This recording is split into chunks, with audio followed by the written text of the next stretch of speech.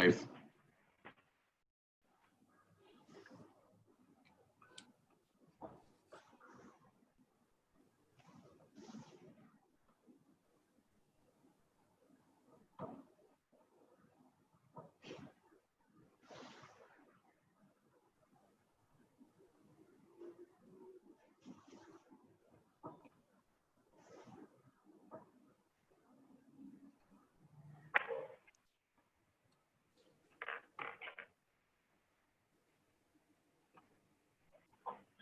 Rahil, we are live, so you can.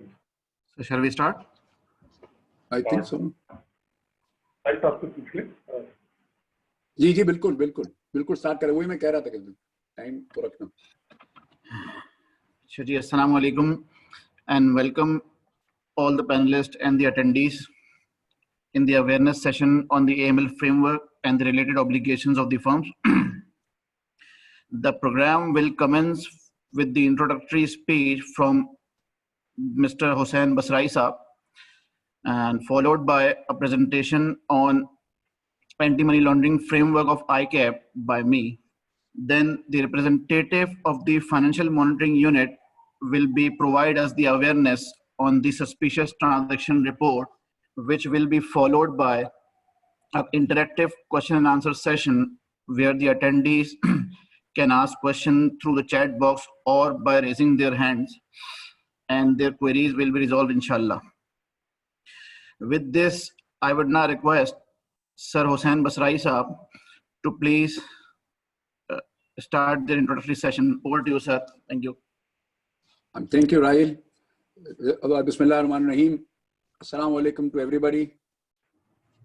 A very warm welcome to all my fellow chartered accountants in practice and nominated focal persons to this second webinar of the awareness series on the AML framework issued by ICAP and the obligations of our member firms in this respect. I would also like to welcome representatives from FMU, Financial Monitoring Unit, whose support and guidance has been a great strength for the Institute over the period. We have also with us Mr. Farooq Rahman, a council member, and he was heading the task force. And the task force has been extensively involved in this work over the period and has been coordinating with government, FMU, SACP, and consultants appointed for this purpose.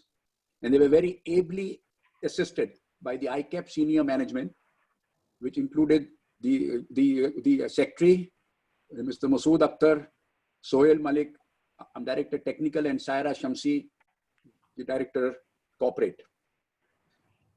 As you all know, that money laundering and terrorism financing has been a menace faced by the entire world, which is fighting this in accordance with the recommendations of the Financial Action Task Force, abbreviated here as FATF. FATF is a global body which sets standards and promote effective implementation of the measures for combating money laundering and terrorism financing. There are 39 members of FATF and 9 associates, and one of the associate member is Asia Pacific Group. Pakistan is a member. FATF has issued 40 recommendations in this regard. Pakistan has been very active in ensuring compliance with the FATF recommendations and role of all stakeholders, especially the FMU, whose support is commendable. FATF recommendations are also applicable on designated non-financial business professions commonly known as DNFBs. This includes the real estate sector, jewelers, the precious metals, gem dealers, lawyers, and the accountants. It is very important to note that the current status of DNFBPs with respect to the recommendations of FATF is non-compliant. And therefore, this is a national issue, and the government has taken various measures to tackle this situation. ICAP has been designated as a self-regulatory body for its members with respect to AML CFT.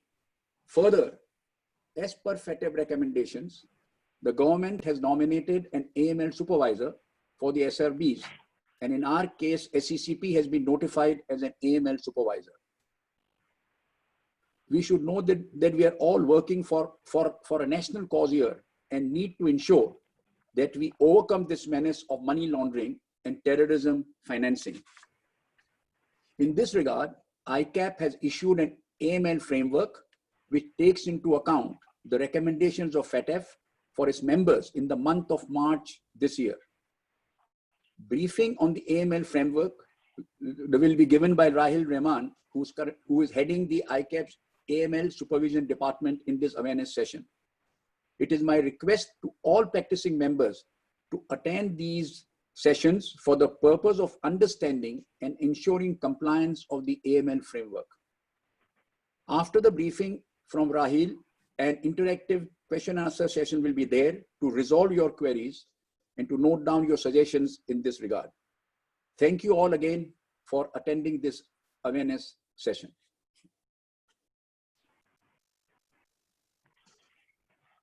Thank you, Basrai Saab. Thank you. Now we will move to the presentation on AML framework and the related obligations. First of all, let me introduce myself. I am Rahil Rehman. I am the head of Anti-Money Laundering Supervision Department at Institute of Chartered Accountants of Pakistan. The institute has set up this department because of the fact, and as stated by Basrai Saab as well, that the government of Pakistan has nominated ICAP as a self-regulatory body for its members for the purpose of anti-money laundering and countering of financing terrorism regime. And for this purpose, it is now our collective responsibility to work for the compliance of the AML regulation, in particular the AML framework that is issued by ICAP. In my presentation today, I will be taking you through the ICAP AML framework, focusing mainly on the obligations of the firms. Before that, at the outset, it is very important to note that the law of land for the anti-money laundering in Pakistan is the Anti-Money Laundering Act 2010. And our framework, that is the AML framework issued by the Institute of Chartered Accountants of Pakistan, is basically derived from that Anti-Money Laundering Act 2010. Now I'll move forward and will share a screen with you.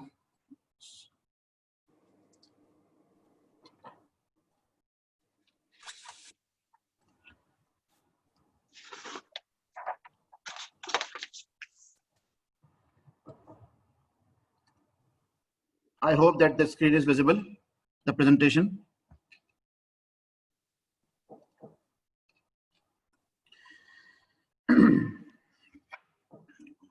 Today in our presentation, we will discuss the brief overview regarding the scope of the anti-money laundering and terrorist financing in Pakistan.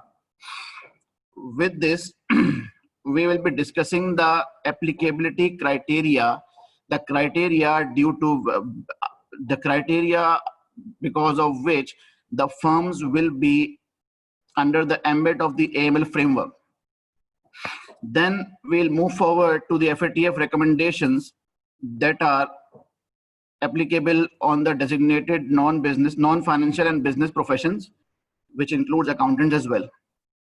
And then our main area of focus will be on the obligations of the reporting firms, कि हमारी reporting firms ने AML framework में रहते हुए कौन से provisions को comply करना है. After that, the other area of focus in our presentation will be the filing of the annual returns, that is the Form A and Form B, the deadline of which is fast approaching. Let me start my presentation with the scope. As stated earlier, the law of land of anti-money laundering in Pakistan is the AML Act 2010. अच्छा, ये AML Act 2010 जो है वो base करता है financial action task force की recommendations पे, और ये ब्रॉडली डिस्कस करता है दो फैक्टर्स को. The one is the financial institutions and the other is the designated non-finance business and professions. When we talk about financial institutions, those includes banks or NBFCs, and they have their own set of regulations for the anti-money laundering regime. However, the designated non-business finance and business professions, they include real estate sector, the lawyers, the jewelers and the gem dealers, and the accountants. Now, let's narrowing the gap. हम सिर्फ अपने area पे आते हैं accountants के ऊपर. अच्छा, accountants में भी हमें इस चीज का ख्याल रखने की जरूरत है कि there are two types of accountants या two types of members of ICAP. One is जो कि इंडस्ट्री में काम कर रहे हैं, and the others are those which are practising members. Those who are working in the industry, they will not fall under the scope of the AML framework of the institute. For instance, अगर हमारे कोई member किसी bank में job करते हैं, तो the anti-money laundering regulations of the State Bank of Pakistan will be applicable on them. हमारा AML framework है जो ICAP का, that will only apply on the practicing firms, on the practicing members. Sorry. अच्छा, इस slide इस presentation में मैं दो लफ्जों का बहुत ज्यादा इस्तेमाल करूंगा, तो इट इज वेरी नेसेसरी कि हम उन दोनों वर्ड्स को जो है उनका डिफरेंस समझ लें, because this is the basic criteria of applicability of AML framework of the institute. पहला वर्ड जो है वो है प्रैक्टिसिंग फर्म्स या practising members, and the second one is the reporting firms. अच्छा, प्रैक्टिसिंग फर्म जो है, ऑल प्रैक्टिसिंग मेंबर्स क्या है, प्रैक्टिसिंग फर्म का है, all those members either sole proprietor or partnership जिनके पास certificate of practice है from ICAP, they are classified as practicing members or practicing firm, which are more than 600 at this point of time. अच्छा, जहां तक reporting firm की बात है, तो reporting firm में सिर्फ वही फर्म्स क्लासिफाई होंगी which are providing the services of accountants or trust and company service providers. अच्छा, ये बात बताना जरूरी इसलिए है कि जो AML फ्रेमवर्क है इंस्टीट्यूट का, ICAP का, ये अप्लाई होता है only to the reporting firms. जो रिपोर्टिंग फर्म है, that is those firms which are providing the services of the accountants or the trust and company service providers. Only those firms will come under the ambit of the AML framework of the institute. अच्छा, अब ये accountant की services और trust and company service provider की services क्या हैं, ये हम जो है वो नेक्स्ट स्लाइड में डिटेल में डिस्कस करते हैं. इन शॉर्ट में अगर एक बात बताऊं आपको, तो all reporting firms are practising firms, जबकि all practising firms are not reporting firm. ये आप समझ लें, ये स्लाइड से भी क्लियरली समझ आ रहा है. नाउ वी मूव टुवर्ड्स के अकाउंटेंट्स की सर्विसेज में या trust and company service providers की सर्विसेज में क्या क्या चीजें फॉल करती हैं. अच्छा, FATF ने अपनी रिकमेंडेशंस में accountants and trust and company service providers की जो सर्विसेज हैं उनको क्लियरली डिफाइन किया है, और हमारे AML फ्रेमवर्क में भी ये क्लियरली डिफाइंड है, which are derived from the FATF recommendations. अच्छा, जहां तक अकाउंटेंट्स की बात है, तो every sole proprietor or partnership firm which is providing the services of buying and selling of real estate, या वो अपने किसी क्लाइंट की पैसे को मैनेज कर रहे हैं, either they are managing their securities or their assets, or they are managing their bank account in whatever form, चाहे वो पेरोल की फॉर्म में हो या किसी भी फॉर्म में हो, या वो किसी कंट्रीब्यूशन की ऑर्गेनाइजेशन का पार्ट बन रहे हैं for their client. all those services falls under the category of accounting services, and consequently those firms which are providing these services will be categorized as reporting firm, और उन पे AML framework जो है वो applicable होगा. अच्छा, trust and service providers की जो डेफिनेशन की जहां तक बात है, तो उसमें वो सोल प्रोप्राइटर और पार्टनरशिप फर्म्स आ जाएंगी जो कंपनी की फॉर्मेशन में क्लाइंट को असेस कर रही हैं. Formation with SECP rather incorporation, I would say. Secondly, वो सर्विसेज जहां पर फर्म्स जो हैं which are directly acting or arranging another person to act as a director or a partner in a partnership firm. अब इसमें एक चीज जो है वो देखने की है कि देयर आर फर्म्स जो रिक्रूटिंग सर्विसेज प्रोवाइड करती हैं क्लाइंट्स को। इन केसेस जहां पे वो रिक्रूटिंग सर्विसेज में अल्टीमेट अथॉरिटी जो है सिलेक्शन की वो फर्म के पास है, कि फर्म जो है वो डायरेक्टर या secretary of the company select कर सकते हैं ऑन देयर ओन, तो that case the firm services will be covered under the trust and company service providers. However, अगर रिक्रूटिंग सर्विसेज सिर्फ उसी हद तक लिमिटेड है कि जहां पर सिर्फ डेटाबेस कलेक्ट करके और क्लाइंट को प्रोवाइड किया जा रहा है for their own decision making, उन केसेस में जो है वो सर्विसेज जो है वो trust and company service provider की डेफिनेशन में फॉल नहीं करेंगी। इसके साथ साथ वो सोल प्रोप्राइटर या पार्टनरशिप फर्म जो कि रजिस्टर्ड ऑफिस प्रोवाइड कर रही हैं या बिजनेस एड्रेस प्रोवाइड कर रहे हैं टू द क्लाइंट, और प्रोवाइड कर रहे हैं address for any administrative purposes to a company और to a partnership or to any other legal arrangement, that service also falls under the category of trust and company service provider. इन सब cases में, अच्छा इसमें एक चीज का ख्याल रखना ये भी जरूरी है कि ये जो सर्विसेज हैं इनमें से कोई एक सर्विस भी अगर कोई फर्म प्रोवाइड कर रही है अपने किसी क्लाइंट को, that firm will fall under the classification of the reporting firm, और उन पे AML फ्रेमवर्क जो है वो एप्लीकेबल होगा। उसमें ये क्राइटेरिया नहीं होगा कि क्लाइंट का जो साइज या क्वांटम ऐसी कोई चीज, अगर ये सर्विसेज में फॉल कर रहे हैं तो the firm will be classified as a reporting firm for the purpose of anti money laundering framework.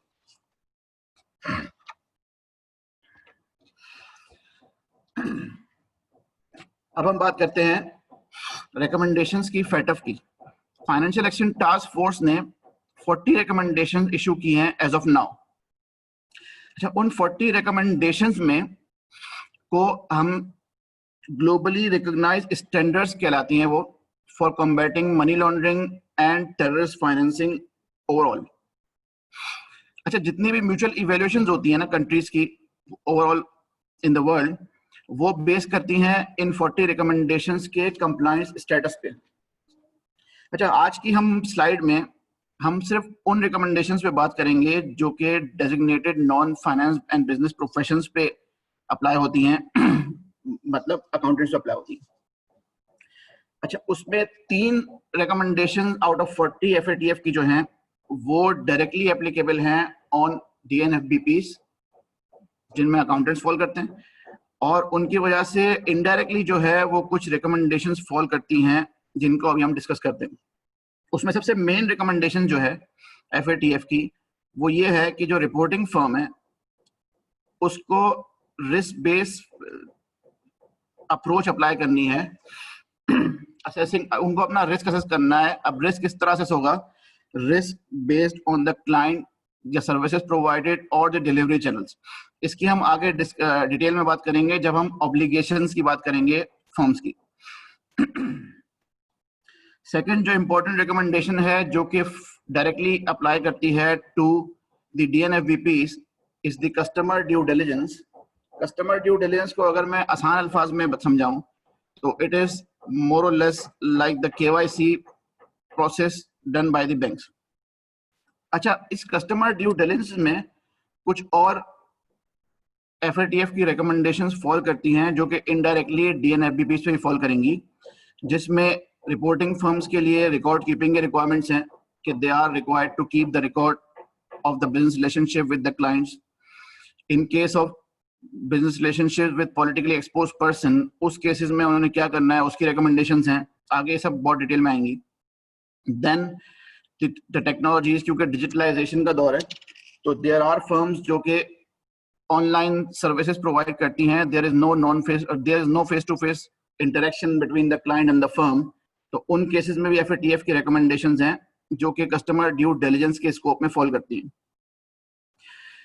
इसके साथ साथ कुछ और रिकमेंडेशंस हैं जो कि DNFBP पे डायरेक्ट फॉल करती हैं, जिसमें जो वो फर्म जिनकी फॉरेन ब्रांचेस हैं और उन्होंने इंटरनल कंट्रोल किस तरह के एस्टेब्लिश किए हैं। इंटरनल कंट्रोल से मुराद है the controls which are used to mitigate the risk of money laundering and terrorist financing. अब इंटरनल कंट्रोल्स में क्या क्या फॉल करता है, ऑब्लिगेशंस ऑफ द फर्म्स की स्लाइड में हम उसको डिटेल में डिस्कस करेंगे। उसके साथ साथ हाई रिस्क कंट्रीज में अगर आपके क्लाइंट्स हैं, high risk countries with respect to FATF and with respect to the National Risk Assessment of Pakistan, तो उस केसेस में क्या फॉल करता है और उसमें क्या क्या स्टेप्स फर्म्स लेने हैं वो भी आगे डिटेल में आएगा. And then the reporting of suspicious transaction to financial monitoring unit. यहाँ एक बात जो है वो इम्पोर्टेंट है बताने की, वो ये है कि जो पाकिस्तान की म्यूचुअल इवेल्युएशन हुई थी अक्टूबर 2019 में, उसमें जब पाकिस्तान का कंप्लायंस स्टेटस चेक किया गया with respect to the 40 recommendations of FATF, तो उसमें DNFBPs का जो सेक्टर था उसको नॉन कंप्लायंट अनफॉर्चुनेटली मार्क किया गया है. यही वजह है कि द गवर्नमेंट ऑफ पाकिस्तान और ICAP जो है वो बहुत एक्टिवली इस पे काम कर रहे हैं to ensure that the compliance of the FATF recommendations are ensured, ताकि हम इस नॉन कंप्लायंट स्टेटस को कंप्लायंट स्टेटस में शिफ्ट कर सकें, as it has become now a national cause for us. Moving forwards, this is the crux of the AML framework, जहां पे हम डिस्कस करते हैं obligations of the reporting firms. अच्छा, यहाँ मैंने obligations of the reporting firms की बात कर रहा हूँ क्योंकि ये वो फर्म्स हैं रिपोर्टिंग जो trust and company service provider और अकाउंटेंट की डेफिनेशन में फॉल करती हैं. अदर देन दैट उनके ऊपर ये ऑब्लिगेशन नहीं होगी, सिर्फ रिपोर्टिंग फर्म्स के लिए ऑब्लिगेशन है. अच्छा, AML फ्रेमवर्क में एक पूरा रिपोर्टिंग ऑब्लिगेशंस का एक पूरा साइकिल ड्राफ्ट किया गया है. उस साइकिल में हम वन बाय वन उसको डिस्कस करते हैं और उसके साथ साथ उसकी जो रिलेटेड चीजें हैं वो भी आपको बताता जाता हूँ.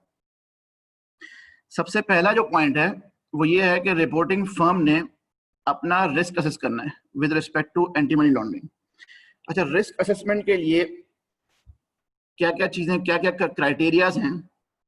One of the main criteria is the clientele of the firm, कि जो क्लाइंट है वो इधर हाई रिस्क है या लो रिस्क है.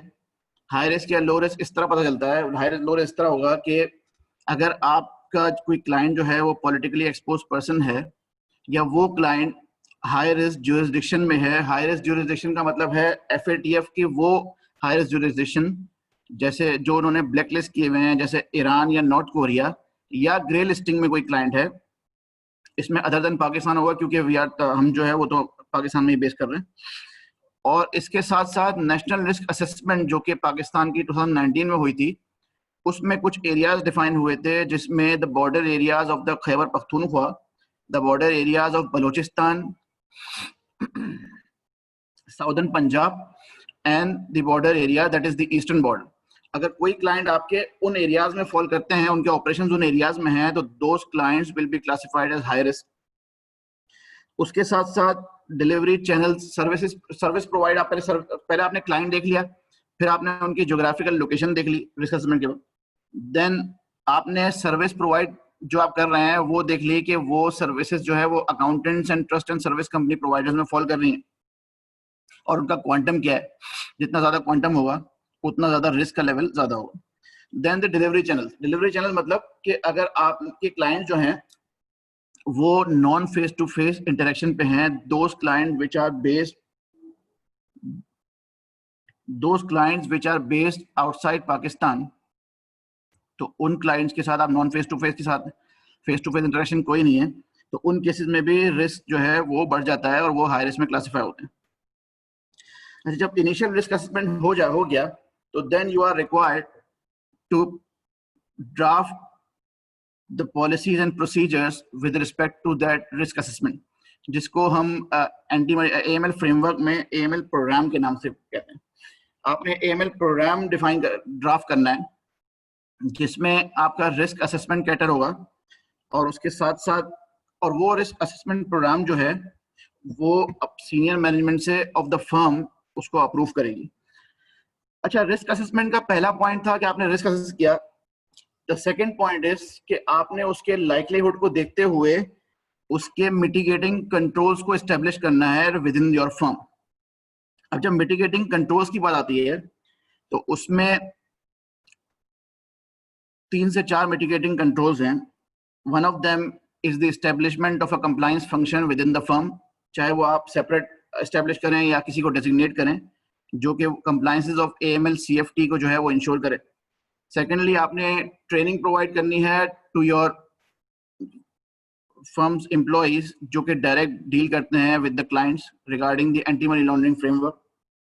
थर्ड, आपके पास एक इंडिपेंडेंट चेक होना चाहिए by what ever name called, उसको आप इंटरनल ऑडिट कह दें, जो आपके AML CFT फ्रेमवर्क को या आपके AML CFT सिस्टम को इंडिपेंडेंटली वेरीफाई करे। अच्छा, अब आपका with in the cycle risk assess हो गया, रिस्क के बाद आपकी पॉलिसी बन गई। Now comes the client onboarding. अच्छा, क्लाइंट ऑनबोर्डिंग के लिए जरूरी ये है as per the FATF recommendation और हमारे AML के फ्रेमवर्क में जो मेंशन है कि हमने जो है वो कस्टमर ड्यू डिलिजेंस करनी है। अब कस्टमर ड्यू डिलिजेंस का जिस तरह मैंने पहले बताया कि it's more like a KYC process जो कि बैंक्स फॉलो करते हैं, लेकिन उसमें कुछ चीजें हैं उसमें। अब कस्टमर ड्यू डिलिजेंस क्लाइंट के वर्क, उसमें 3 सवाल आते हैं। हु, मतलब हमने किसकी करनी है, व्हेन हमने कब करनी है, और उसकी टाइमिंग क्या होनी चाहिए। अच्छा, हमने किस किस की कस्टमर ड्यू डिलिजेंस करनी है? एक तो हमने अपने कस्टमर्स की करनी है। दूसरा, इन केस अगर वो कस्टमर्स जो हैं, अगर कोई पर्सन हमारे कस्टमर के बिहाफ पे एक्ट कर रहा है इधर एक्सप्रेसली और इम्प्लाइड, उसको अथॉरिटी है, तो उनकी कस्टमर ड्यू डिलिजेंस। और उसके साथ साथ beneficial owner, in case of corporates we need to verify the beneficial owner जो कि अल्टीमेट नेचुरल पर्सन है, जो उनके ऑपरेशंस के एक्चुअल बेनिफिशियरीज हैं। We need to verify those beneficial owners as well in our customer due diligence. अच्छा, अब when ये तो 3 हो गए कि हमने इन 3 एरियाज पे कस्टमर ड्यू डिलिजेंस करनी है अब with respect to a client. अब हमने कब करनी है, इसमें 2 पॉइंट हैं। Before onboarding of the client आपने ये कस्टमर ड्यू डिलिजेंस परफॉर्म करनी है। Secondly, during the course of business relationship, जब ये आइडेंटिफाई होता है या जब आपकी नॉलेज में आता है कि देयर इज अ मटेरियल और a significant change in the customers ownership और द कंट्रोल स्ट्रक्चर, क्योंकि जब कस्टमर की ओनरशिप चेंज होनी है तो उनके बेनिफिशियरीज चेंज हो जाने हैं, you need to conduct the customer due diligence again इन दोनों केसेस में। अच्छा, इसका कस्टमर ड्यू डिलिजेंस में टाइमिंग जो है वो आइडियली जो है वो as per the recommendations before the establishment of the business relationship होनी चाहिए। बट इन सम केसेस जहां पे anti money laundering and terrorist financing का जो रिस्क है, अगर वो मिटिगेट हो सकता है थ्रू अदर रिसोर्सेज, तो उस वक्त जो है आप बिजनेस रिलेशनशिप एस्टेब्लिश कर सकते हैं, प्रोवाइडेड दैट जो कस्टमर ड्यू डिलिजेंस आपकी है वो with in a reasonable short span of time after the establishment of the relation आप उसको कंप्लीट कर लें। अच्छा, कस्टमर ड्यू डिलिजेंस में एक पार्ट एंड पार्सल है कि जब आपने कस्टमर ड्यू डिलिजेंस की तो you will classify your client as a high risk और a low risk. In case अगर हाई रिस्क क्लासिफाई होता है तो द AML फ्रेमवर्क जो है वो क्लासिफाई करता है हाई रिस्क क्लाइंट के लिए थोड़े से इनहांस मेजर्स। आपको you have to go 1 step further from the customer due diligence, जहां आपने इनहांस ड्यू डिलिजेंस परफॉर्म करनी है। अच्छा, हाई रिस्क क्लाइंट्स में जनरली वो क्लाइंट फॉल करेंगे जो हाई रिस्क जुरिस्डिक्शन में हो, जिस तरह मैंने बताया, जो FATF की हाई रिस्क जुरिस्डिक्शन में हो या हमारे NRA के हिसाब से जो हाई रिस्क जुरिस्डिक्शन में फॉल करते हो। उनके साथ साथ NGOs या जो ट्रस्ट हैं जो डोनेशन रिसीव करते हैं वो हाई रिस्क में फॉल करते हैं, and the politically exposed persons जिनको आप जो है वो हाई रिस्क क्लासिफाई करेंगे। अब जब हाई रिस्क क्लासिफाई करते हैं तो द FATF रिकमेंडेशन और जो हमारा AML फ्रेमवर्क है वो ये कहता है कि आपने उन क्लाइंट्स के साथ बेसिक ड्यू डिलिजेंस तो आपने कर ली, उसके साथ साथ आपने जो है वो इनहांस ड्यू डिलिजेंस करनी है, जिसमें आपने उनकी सोर्स ऑफ वेल्थ और सोर्स ऑफ फंड्स को असर्टेन करना है। साथ साथ जितने भी हाई रिस्क क्लाइंट होंगे वो उस वक्त तक उनसे बिजनेस रिलेशनशिप एस्टेब्लिश नहीं होगा जब तक आप जो है वो senior management of the firm की अप्रूवल उस पर ना ले लें। एंड थर्ड, कि आपने उसकी इनहांस मॉनिटरिंग करनी है ताकि कोई ऐसी सस्पिशियस एलिमेंट आपको नजर ना आए जिसकी बेस पे वो क्लाइंट जो है वो सस्पिशियस मार्क हो जाए और आपको उसके लिए जो है वो सस्पिशियस ट्रांजैक्शन रिपोर्ट करनी पड़े to the financial monitoring unit. अच्छा, क्लाइंट की आपने क्लासिफिकेशन कर ली। One of the most important part and parcel of the customer due diligence is the screening mechanism. As per the AML framework हर क्लाइंट, हर beneficial owner of the client and all persons acting on behalf of the client, उन सब के लिए ये mandatory है कि रिपोर्टिंग फर्म जो है वो उनको स्क्रीन करे। अब स्क्रीन का मतलब क्या है? स्क्रीन का मतलब ये है कि वो क्लाइंट या इधर उसका बेनिफिशियल ओनर और the person acting on behalf of the client should be screened from the UN sanction list and the list of proscribed persons or the proscribed organization from issued by the National Counter-Terrorism Authority (NETA). or in case of possible match, AML framework clearly categorize करता है कि you are not allowed to establish a business relationship with those clients जहाँ पे screening में possible matches आपको result जो है वो पॉजिटिव आते हैं। आपने उन बिजनेस को डिक्लाइन करना है, और साथ साथ एएमएल फ्रेमवर्क ये भी कहता है कि आपने उन केसेस को जो डिक्लाइन किए हैं आपने फाइनेंशियल मॉनिटरिंग यूनिट को as a suspicious activity report करना है। अच्छा, इन केस आपने स्क्रीन भी कर लिया, आपने हाई रिस्क या लो रिस्क मार्क भी कर लिया and there is no match in the screening list, तो आप जो है उस क्लाइंट से अब बिजनेस रिलेशनशिप एस्टेब्लिश कर सकते हैं। जहां तक स्क्रीनिंग लिस्ट की बात है, यूएन सैंक्शन लिस्ट या जो लिस्ट ऑफ प्रोस्क्राइब पर्सन या प्रोस्क्राइब ऑर्गेनाइजेशंस है नेटा की, वो हमारा आईकैप वेबसाइट पे एक डेडिकेटेड पेज है, एएमएल सुपरविजन के पेज है। उसमें आप जब पब्लिकेशन पे जाते हैं तो वहां पर अपडेटेड लिंक्स जो है वो इन सैंक्शन लिस्ट के मौजूद हैं, जहां से आप जो है वो स्क्रीन कर सकते हैं। इसके साथ साथ मार्केट्स में बहुत सारे सॉफ्टवेयर भी अवेलेबल हैं जिसमें आप वर्ल्ड कंप्लायंस टूल है, सेफ वॉच है, वर्ल्ड चेक है, there are so many software जो अवेलेबल हैं जो आपको जो है वो हेल्प करते हैं इफेक्टिवली स्क्रीनिंग करने में from the UN sanctions and the list of NACTA. तो आप चाहें तो वो सॉफ्टवेयर के थ्रू भी कर सकते हैं, या आप चाहें depend on the quantum of the firm और decision of the senior management, या आप चाहें तो उसको मैनुअली भी कर सकते हैं। और मैनुअली के लिए मैंने जिस तरह बताया कि लिंक्स जो है वो अवेलेबल हैं आईकैप वेबसाइट पे। अच्छा, उसकी एक और रिक्वायरमेंट है ऑब्लिगेशन ऑफ द फर्म कि जब आप क्लाइंट ऑनबोर्ड हो गया तो इसके बाद आपने उसकी ऑनगोइंग मॉनिटरिंग भी करनी है। आपने इनिशियली तो कस्टमर ड्यू डिलिजेंस कर ली, एनहांस भी उसको रिस्क आइडेंटिफाई भी कर लिया। अब during the course of business relationship कोई ऐसे इवेंट्स आए हैं जिसकी वजह से आपका क्लाइंट जो है वो हाई रिस्क में फॉल कर रहा है, तो आपने अपनी process and policies and procedure में ये भी डिफाइन करना है कि आपने अपनी ऑनगोइंग मॉनिटरिंग के लिए फ्रीक्वेंसी क्या एस्टेब्लिश करनी है।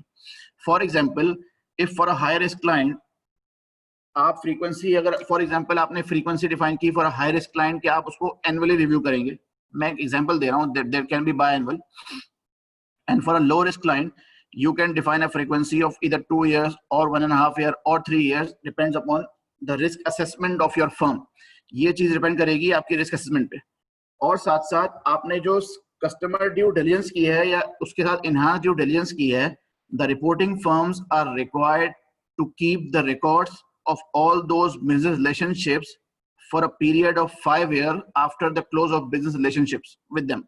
मतलब अपने बिजनेस खत्म होने, उन क्लाइंट से बिजनेस खत्म होने के बाद भी 5 साल तक अपने पास रिकॉर्ड मेंटेन करना है as per the AML framework. तो ये स्लाइड जो है ये basically the crux of AML framework है with respect to the obligations of the reporting firm.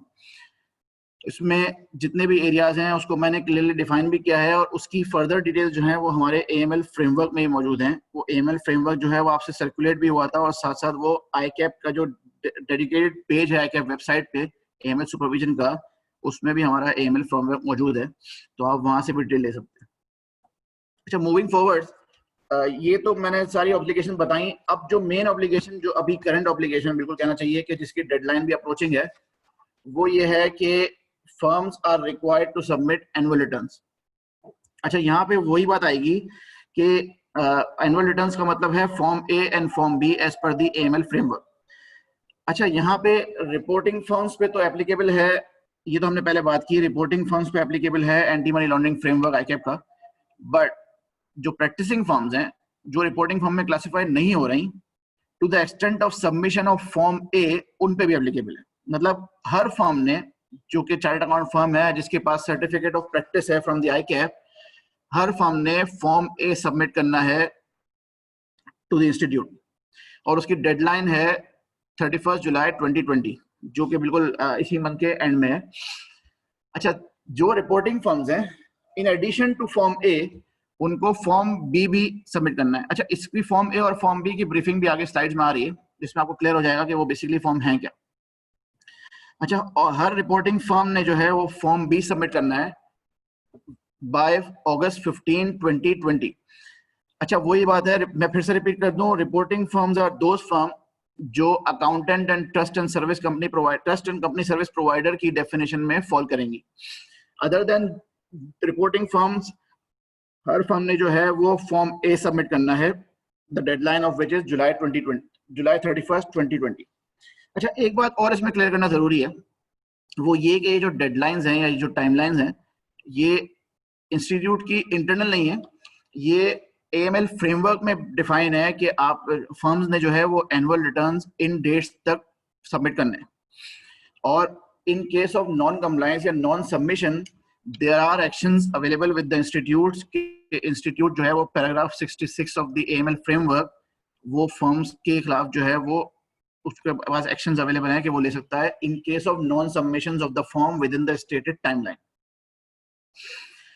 अच्छा, जहां तक फॉर्म ए की बात है, तो फॉर्म ए बहुत एक बेसिक सा रिटर्न, एनुअल रिटर्न है, जिसमें सब फर्म्स को अपनी बेसिक इंफॉर्मेशन जो है वो प्रोवाइड करनी है। उस बेसिक इंफॉर्मेशन में उनके नंबर ऑफ पार्टनर्स या उनके जो लोग उनमें काम कर रहे हैं, वो इधर the branches of the firm कितनी है। अच्छा, जो मेन क्वेश्चन है इस फॉर्म ए में, वो है the type of services provided by the firm, और उसमें उन सर्विसेज का जिक्र किया गया है जो कि अकाउंटेंट और trust and company service provider की डेफिनेशन में फॉल करती है। इन केस अगर कोई भी फर्म जो कि फॉर्म ए फिल कर रही है और वो trust and company service provider और अकाउंटेंट की डेफिनेशन में फॉल करते हैं, तो वो जो लास्ट सवाल है, the types of services provide by the firm, वहां पे वो सर्विसेज को मेंशन करेंगे और उसके बाद automatically they will be classify as a reporting firm और फॉर्म बी उन पे एप्लीकेबल हो जाएगा। इन केस अगर कोई फर्म इन सर्विसेज में फॉल नहीं करती, accountant and trust and company service provider, those firms will mark this question as no and ultimately form B उन पे एप्लीकेबल नहीं होगा। और उसके बाद वो पार्टनर्स जो है वो सबमिट करेंगे आफ्टर देयर डिक्लेरेशन और ये सब चीजें, ठीक है। जहां तक फॉर्म बी की बात है, फॉर्म बी जो है वो थोड़ा सा एक डिटेल डॉक्यूमेंट है। अच्छा, इसमें मैं एक चीज ये भी क्लियर कर दूं कि फॉर्म बी जो है वो बेसिकली आपको हेल्प करेगा आपके रिस्क असेसमेंट में भी, क्योंकि इसमें सारे वो क्वेश्चंस अवेलेबल हैं जो कि ऑब्लिगेशंस हैं AML रिपोर्टिंग फर्म्स की as per the AML framework. तो आप अगर फॉर्म बी को देखेंगे तो उसमें सारे वो क्वेश्चंस अवेलेबल हैं जो कि आपके पास जो है वो as an obligation of AML framework होने चाहिए। अच्छा, इसमें मेजर दो सेक्शन है। पहले सेक्शन में फर्म्स की जो है वो रिस्क असेसमेंट की बात हो रही है, जो सवाल आते हैं, और सेकंड सेक्शन में उन रिस्क को मिटिगेट करने के लिए कंट्रोल्स के ऊपर डिस्कशन है। डिस्कशन मतलब सवाल आते हैं। अच्छा, जहां तक रिस्क असेसमेंट की बात है, तो उसमें जो क्वेश्चंस हैं, मैं इसलिए क्लियर कर रहा हूं क्योंकि कभी कभी क्वेश्चंस जो हैं वो काफी ज्यादा ट्रिकी हो जाते हैं फॉर द रिपोर्टिंग फर्म्स। तो अगर आपको थोड़ा बहुत आइडिया होगा तो you will find it easy to submit the form.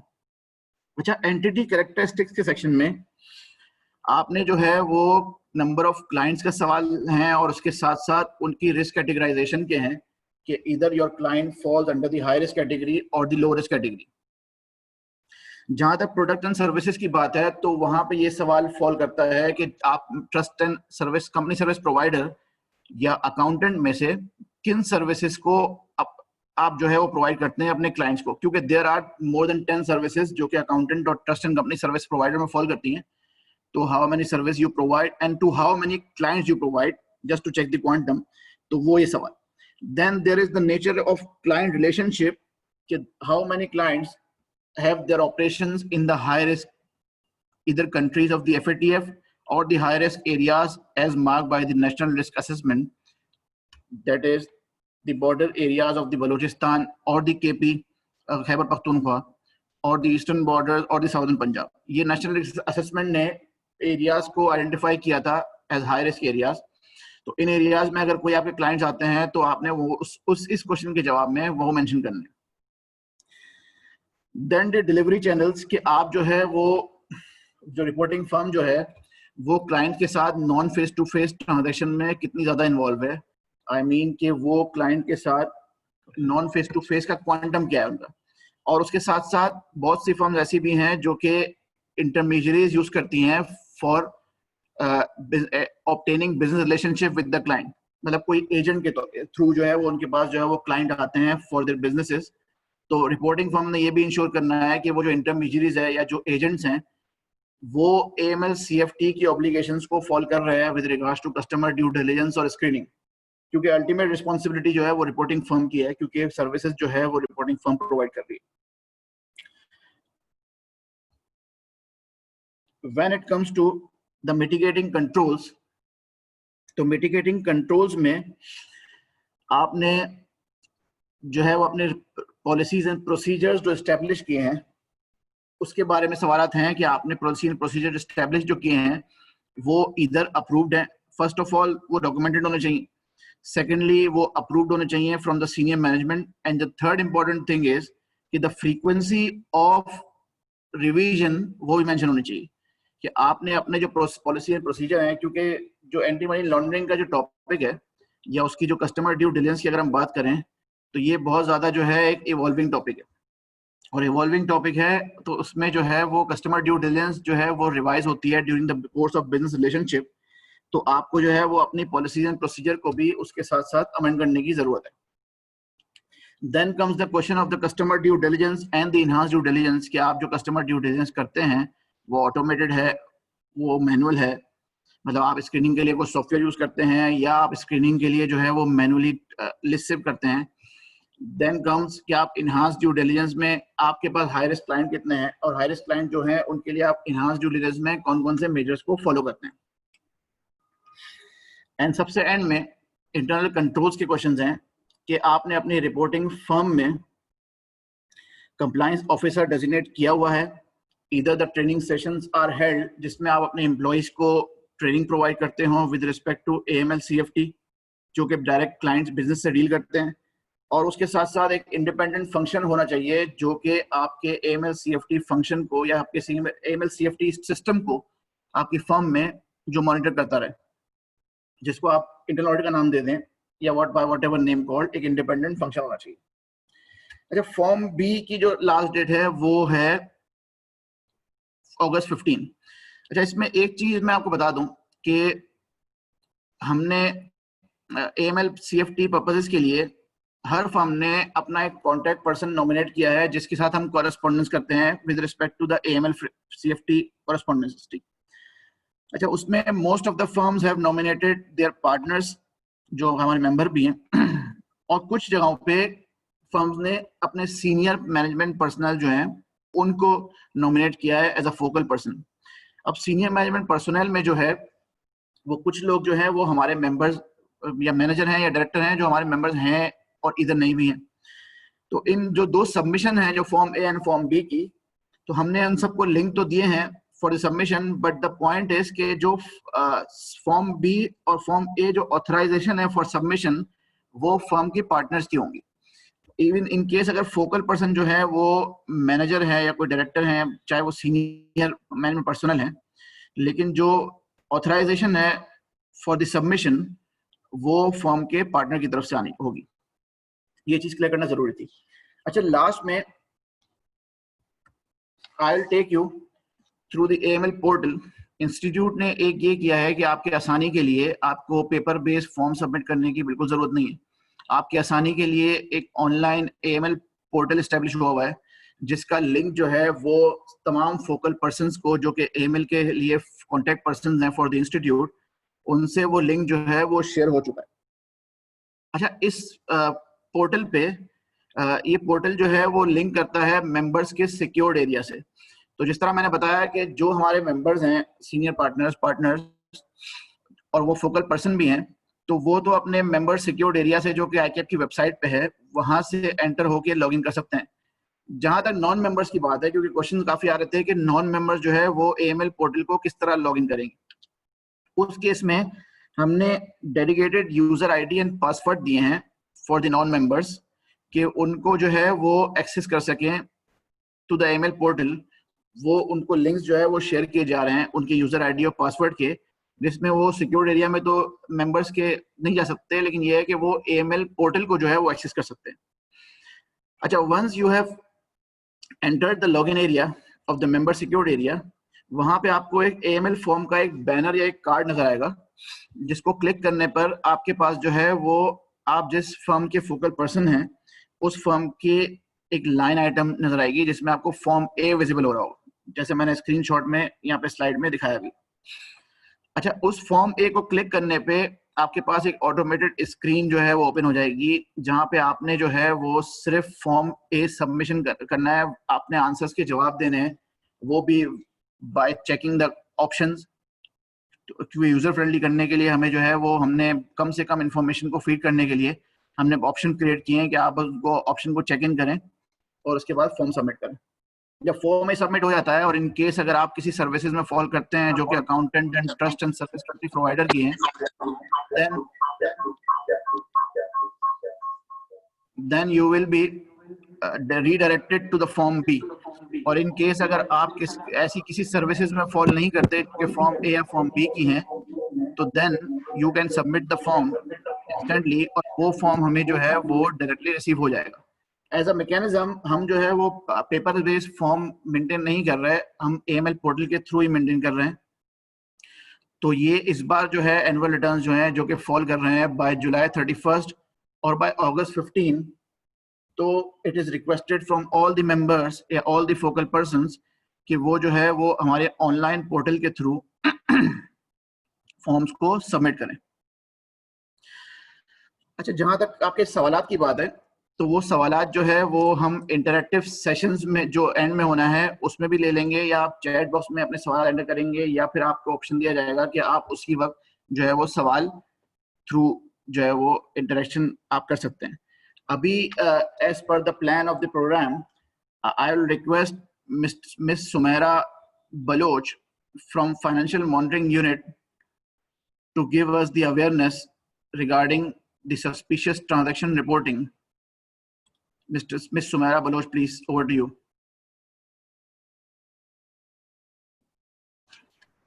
Assalamu alaikum everyone.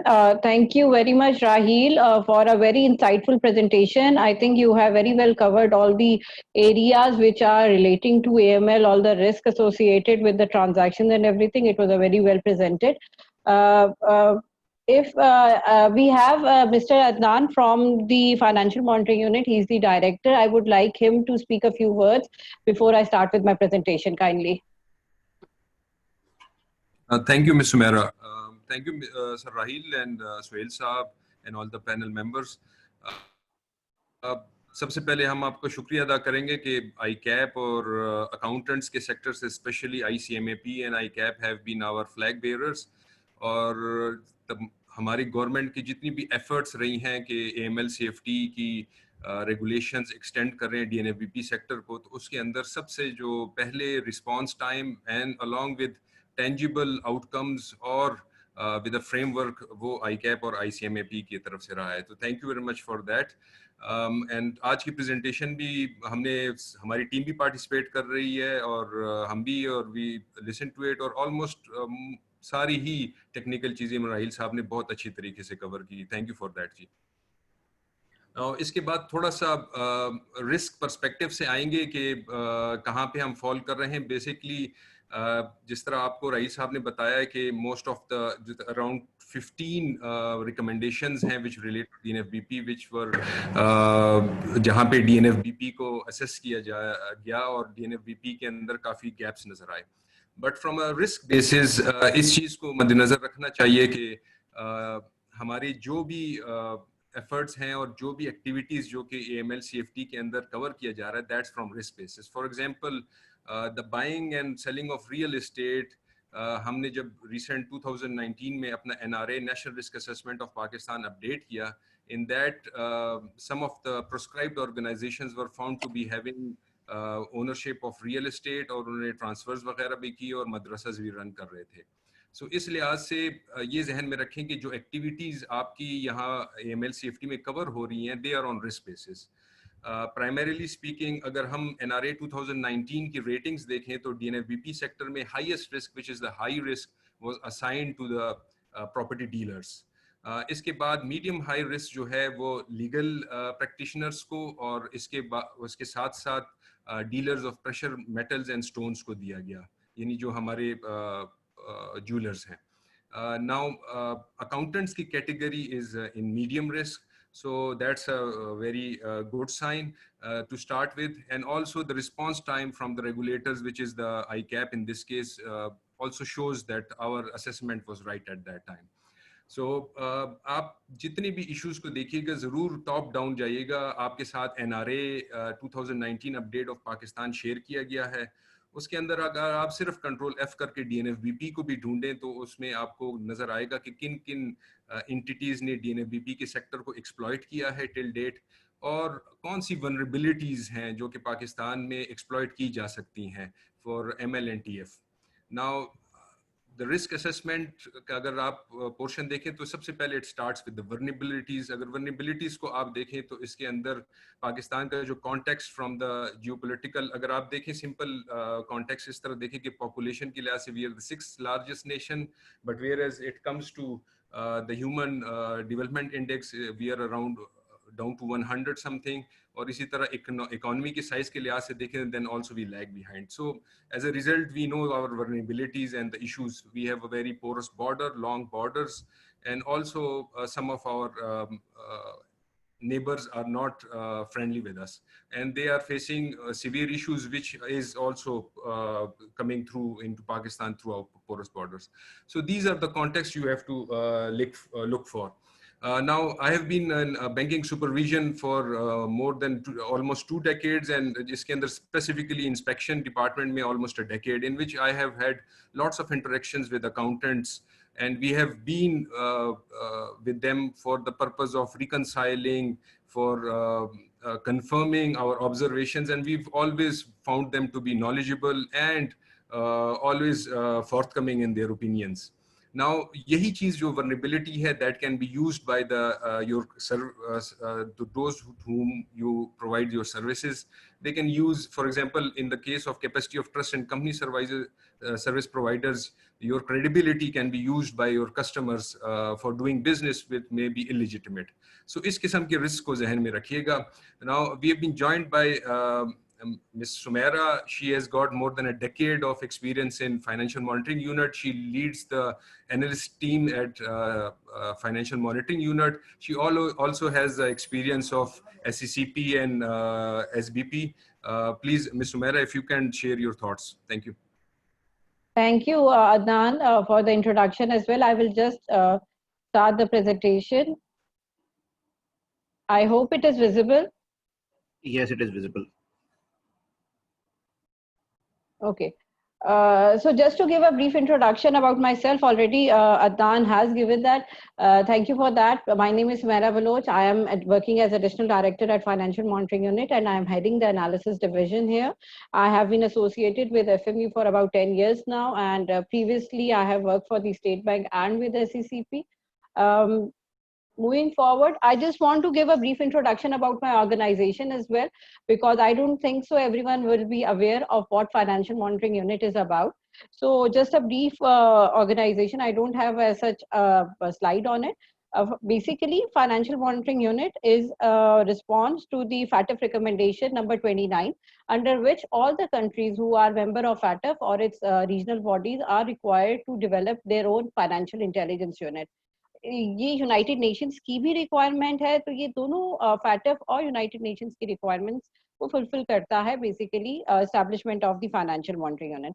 It was established under the AML act section 6 basically, और it was established in the year 2007, and currently the main role of all the FIUs around the world is the same. The जो core function होता है वो same होता है.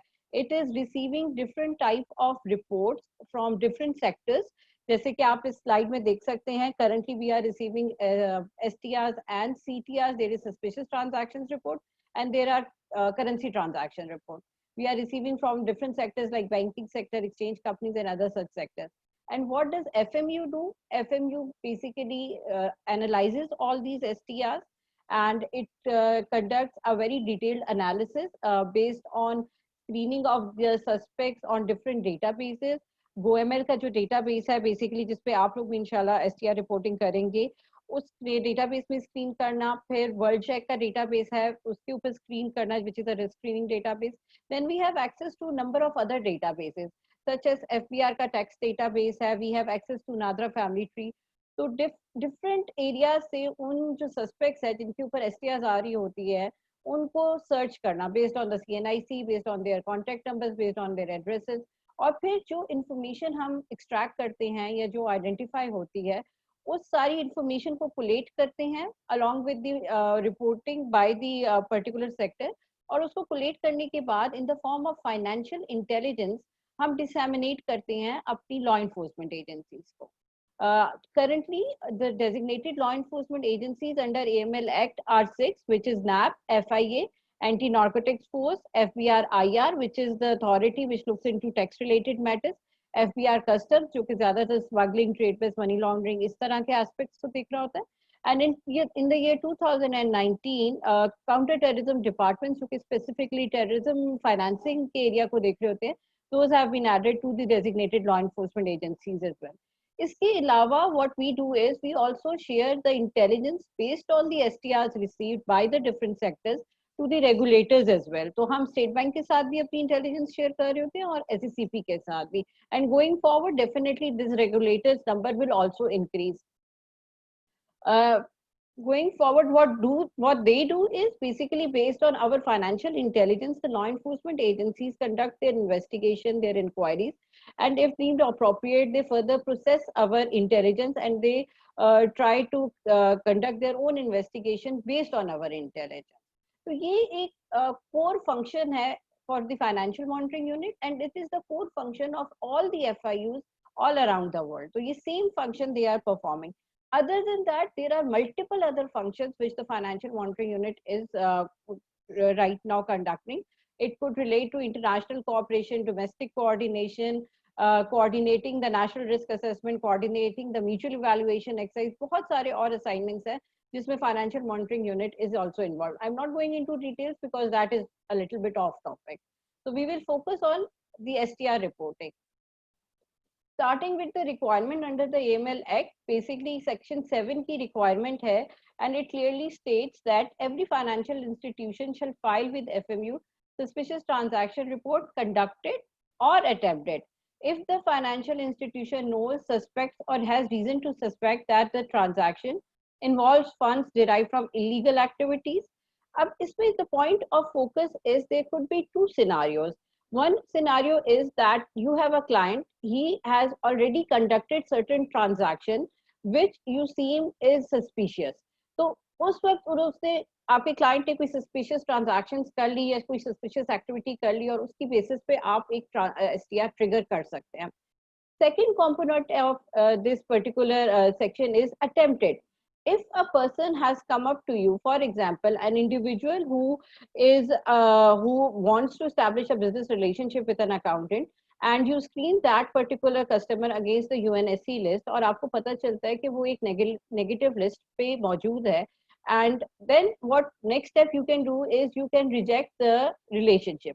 तो ये एक उसने attempt की है to establish a business relationship, वो अभी establish नहीं हुई, but at that point आपने उसको reject कर दिया कि business relationship establish नहीं की. So that's an attempted activity. तो उसके ऊपर भी आप STR report कर सकते हैं. And if the reporting entity knows suspect or has reason to suspect, कौन से elements के ऊपर आप कर सकते हैं? It involves funds derived from illegal activities, or is it intended or conducted in order to hide or disguise proceeds of crime. So if you have suspicious that a particular customer of yours is involved in any illegal activity, जैसे आपको पता चलता है ये particular individual के ऊपर कोई adverse media news आती है, आपको पता चलता है कि he is involved in corruption related activities, or for example if you get some market intelligence that this person is involved in tax evasion, तो आप उसके ऊपर, these are just few examples, it can be many other examples like that, आप उसके ऊपर STR report कर सकते हैं. या उसके जो फंड्स हैं, आपको ये इंडिकेशन आती है कि ये जो फंड्स वो किसी अकाउंट में पार्क कर रहा है या किसी कंपनी के अंदर इंजेक्ट कर रहा है, वो प्रोसीड्स ऑफ क्राइम से रिलेट कर सकती है. For example, there is an individual who is a politically exposed person. He has also established a front-end company, और वो कुछ proceeds, unusual proceeds अगर वो अपनी कंपनी में पार्क कर रहा है, so that could raise a suspicion that those funds could be related to the corruption proceeds. तो इस तरीके से proceeds of crime के ऊपर भी आप STR रिपोर्ट कर सकते हैं. Secondly, any activity, any transaction which is done to evade any requirement of this section, उसके ऊपर आप डेफिनेटली STR रिपोर्ट कर सकते हैं. या कोई ऐसी ट्रांजैक्शन वो कर रहा है या एक्टिविटी कर रहा है जिसका कोई लॉफुल पर्पस नहीं है. If you ask your client कि ये हमने आपकी एक्टिविटी देखी है, ये हमने आपके ट्रांजैक्शंस देखा है, but he is unable to justify or provide a lawful purpose against those activity or transactions, then again you can think of reporting an STR on that particular area. And last point is any linkages with financing of terrorism.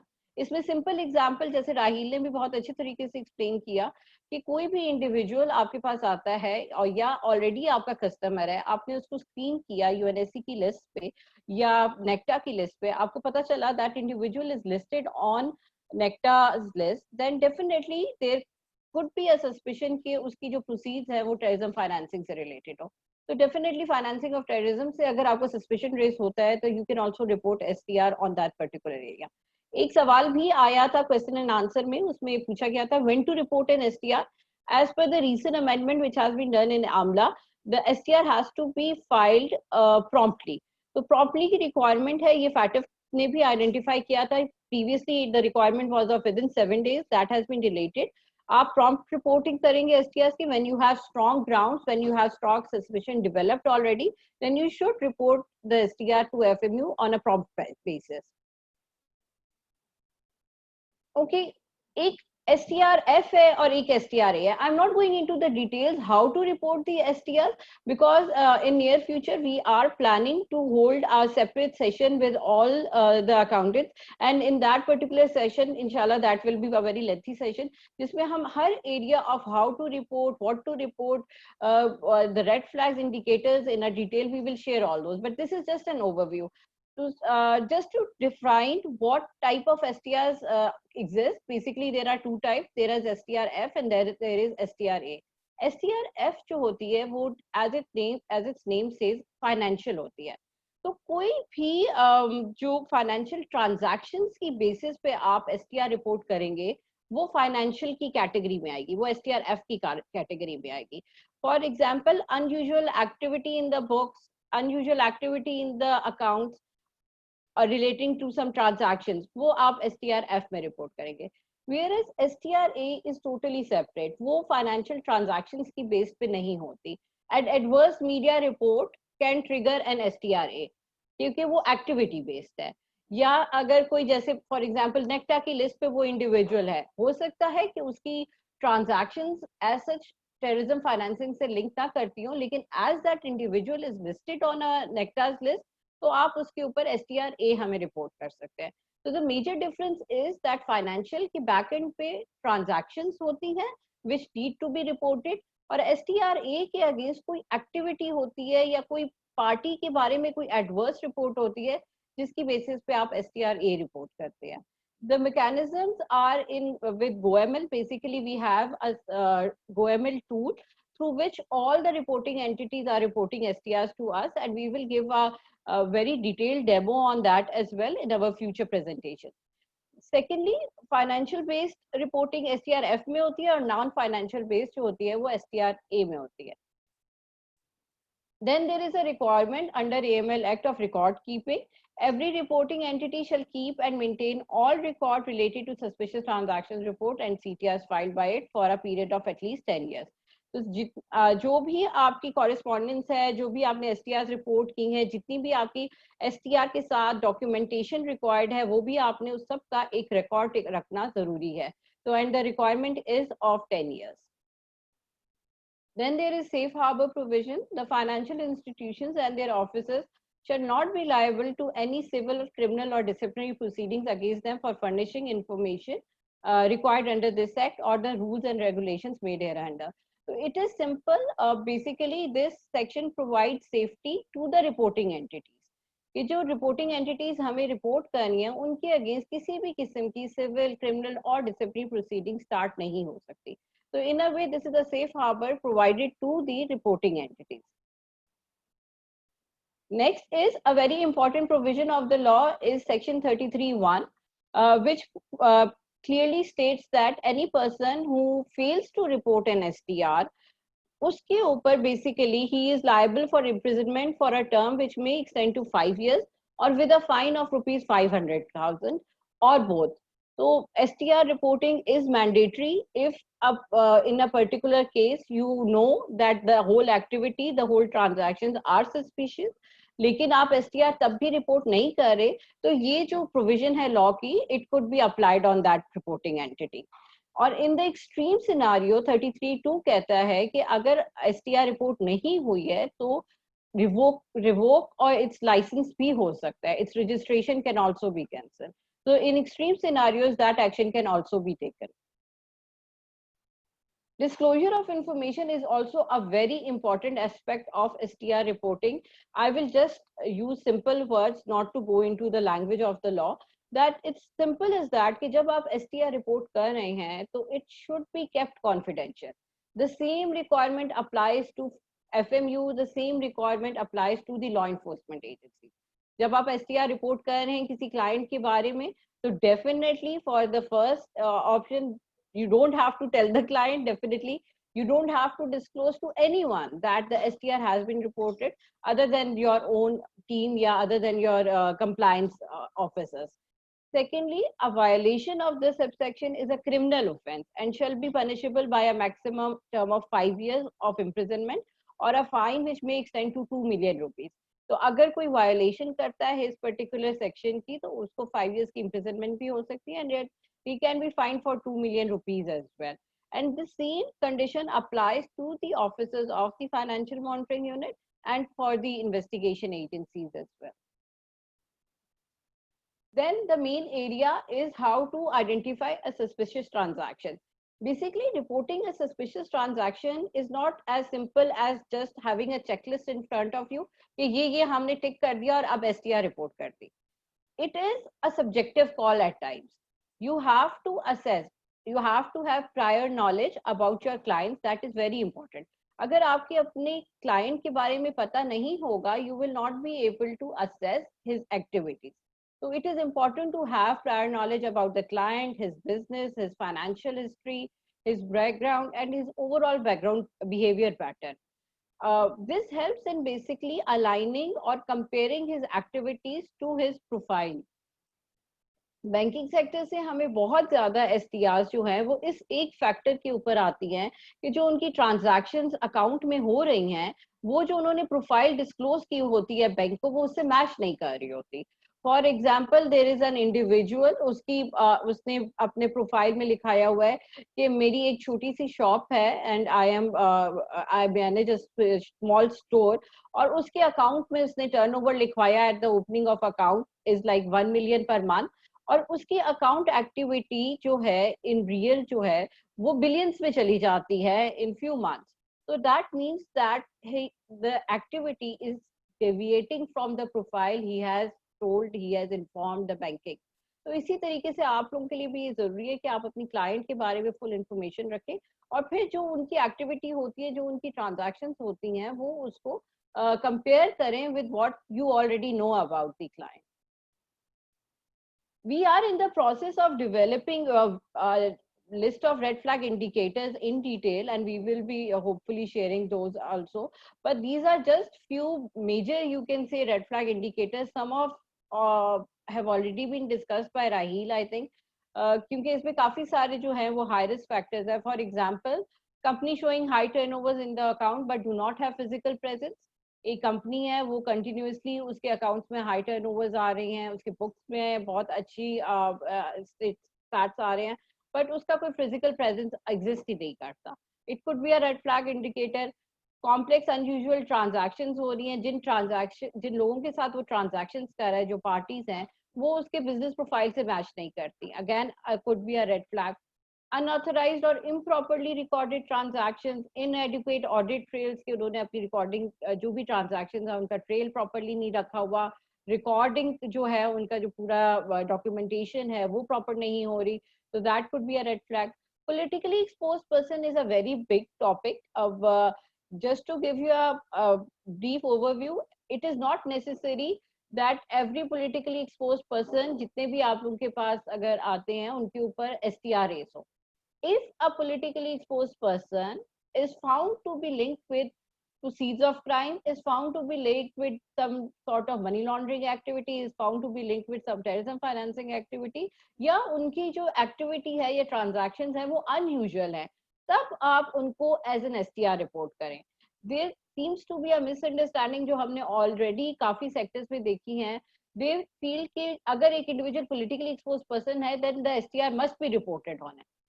But that's not the correct requirement. The requirement, if that politically exposed person has some linkages with the ML offense, has linkages with the TF offense, then only you should consider reporting an STR on that person. Instructions to an accountant from the client to conduct transactions without legitimate or economic reason, or when such transactions are conducted by the client itself.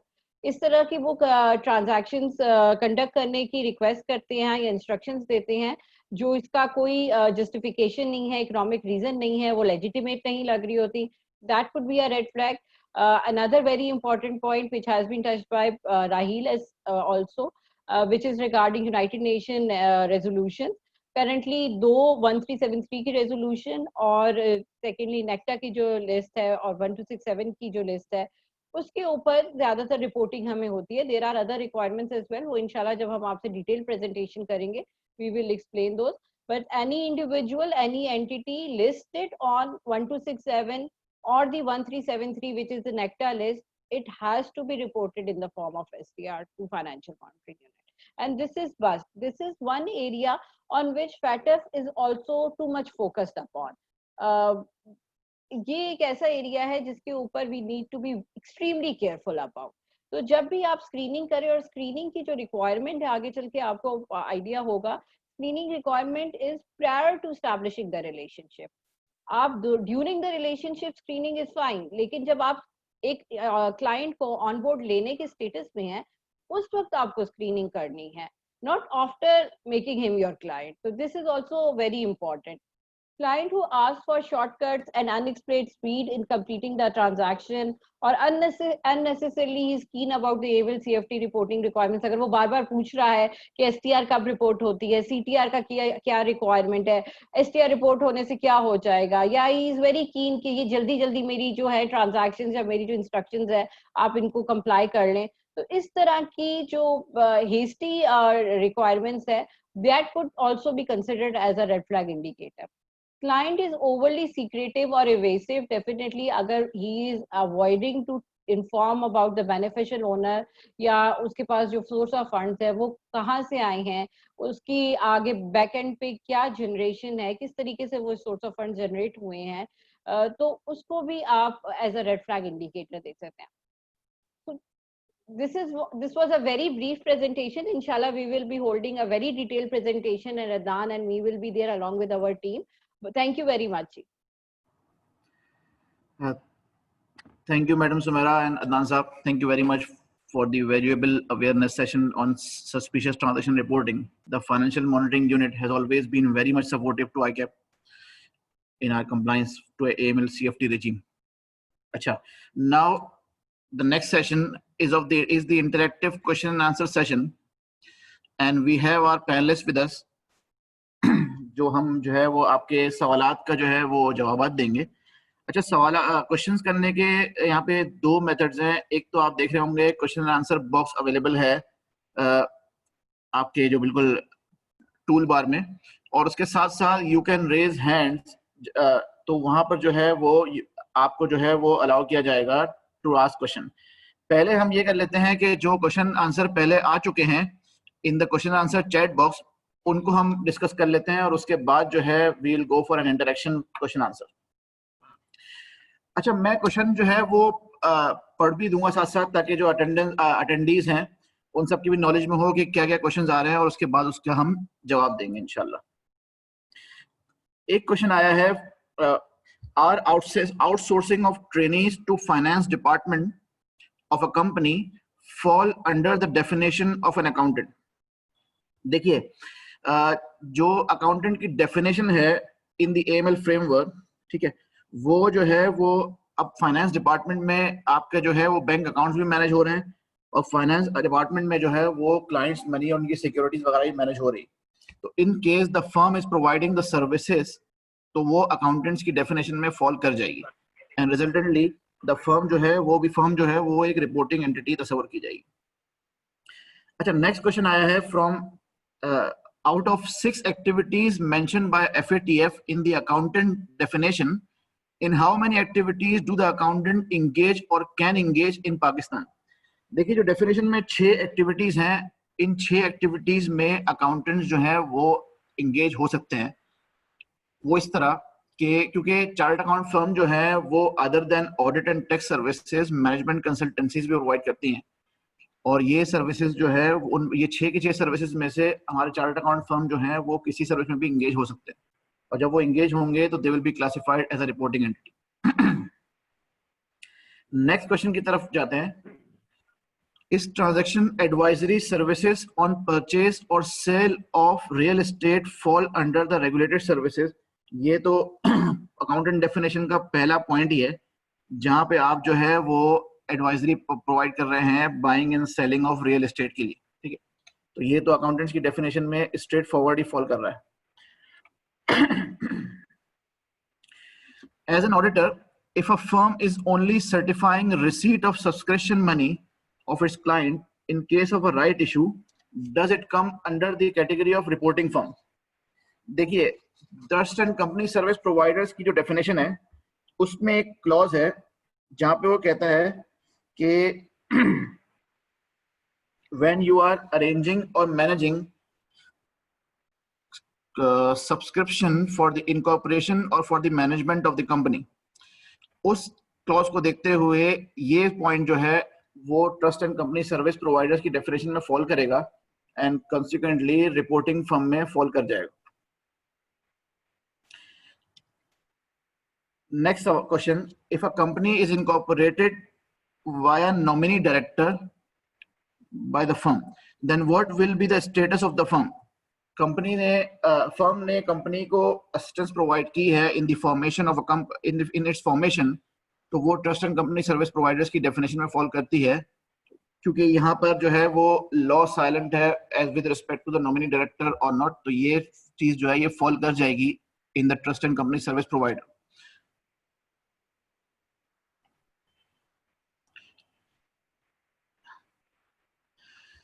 If a firm incorporates a company, ये अच्छा, ये मैं पढ़ चुका हूँ, sorry. अच्छा, इसके बाद, since we are not financial institutions and the transactions of our client are routing through banks, are we supposed to inquire from our clients the rationale of the transaction even though the transaction are through banking channel? देखिए, financial institutions नहीं है हम, but हम पर जो है वो anti money laundering framework जो है, या अगर मैं रूल ऑफ लॉ की बात करूं, रूल ऑफ लैंड की बात करूं, जो एंटी मनी लॉन्ड्रिंग एक्ट है 2010, वो डीएनएफबीपी पे भी फॉल करता है, जैसा कि मैंने अपनी स्लाइड में इनिशियली बताया था। तो इट इज नॉट नेसेसरी कि आपको जो है वो अगर किसी ट्रांजैक्शन का रैशनल मालूम करना है तो उसके लिए फाइनेंशियल इंस्टीट्यूशन होना जरूरी है। In case of a firm, और आपको अगर सस्पिशन लगता है और ड्यूरिंग कस्टमर ड्यू डिलिजेंस आपको ये सस्पिशन लगता है कि उसकी ट्रांजैक्शन जो है वो उसकी नेचर ऑफ ऑपरेशन से कोलैबोरेट नहीं करती, तो you can ask the question as per the AML framework. The next question is, एक second, should be persons should secondly if a person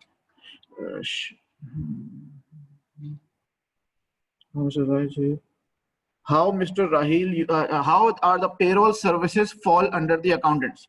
देखिए, पेरोल सर्विसेज में आप क्लाइंट्स के बैंक अकाउंट्स और उनका पैसा मैनेज कर रहे हैं। जब आप ये दोनों चीजें मैनेज कर रहे हैं तो ये फॉल कर जाएगी under the services of the accountant. ये बहुत स्ट्रेट फॉरवर्ड डेफिनेशन है of the accountant.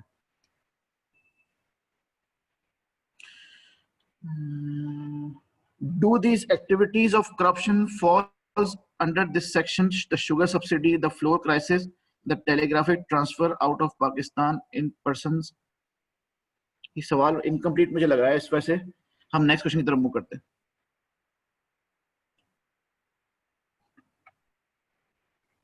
If a partner has created a trust with his friend for which firm is not doing any services, देखिए creation of trust जो है वो भी उसमें fall कर जाता है ना. आपने क्रिएशन, क्योंकि यू हैव जो फर्म की बात हम कर रहे हैं, तो the firm has created a legal arrangement. Trust भी जो है वो अगर एक्सप्रेस ट्रस्ट है, एम्प्लॉयड है, वो भी एक लीगल अरेंजमेंट है और वो फॉल कर जाएगा इन the trust and company service providers की डेफिनेशन में. तो इस केस में ये सर्विस भी रिपोर्टिंग एंटिटी के एम्बिट में फॉल करेगी. Which services do not fall under the accountant and trust and company service provider? जो सर्विसेज इस डेफिनेशन में मौजूद नहीं है वो फॉल करेंगी. जिसमें अगर मैं बात करूं कि जो आप एक्सटर्नल ऑडिट प्रोवाइड करते हैं फर्म्स, ये टैक्स एडवाइजरी प्रोवाइड करती हैं, मेनली ये दो एरियाज हैं, ये अकाउंटेंट्स में या trust and company service providers की डेफिनेशन में मौजूद नहीं है. और इसी वजह से ये those firm which are only confined to the external audits और to the taxation provision of taxation services, तो उन पर जो है वो रिपोर्टिंग फर्म का एम्बिट में वो नहीं आती है. अच्छा,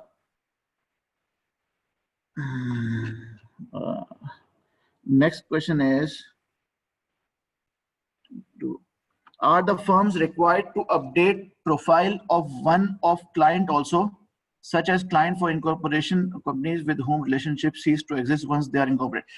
देखिए, अगर आपको मैंडेट है सिर्फ इनकॉर्पोरेशन ऑफ द कंपनी का, तो आपने उसकी कस्टमर ड्यू डिलिजेंस की फॉर दैट असाइनमेंट. अब उसके बाद बिजनेस रिलेशनशिप सीज कर गया एज एंड व्हेन जब वो कंपनी इनकॉर्पोरेट हो गई.